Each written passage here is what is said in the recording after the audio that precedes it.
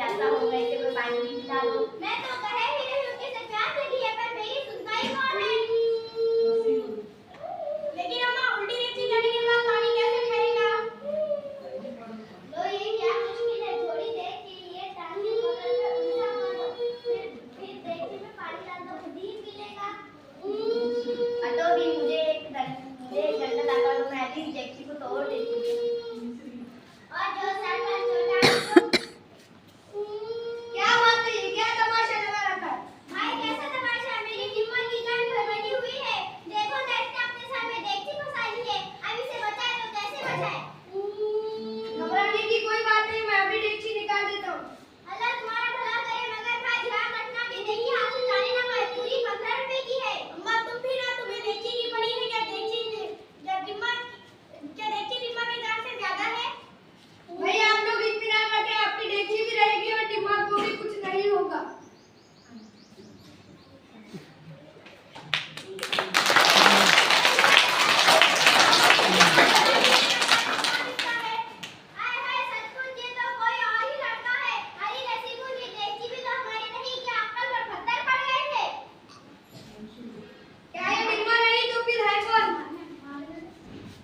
अरे लेकिन अम्मा, मैं तो यहाँ हूँ।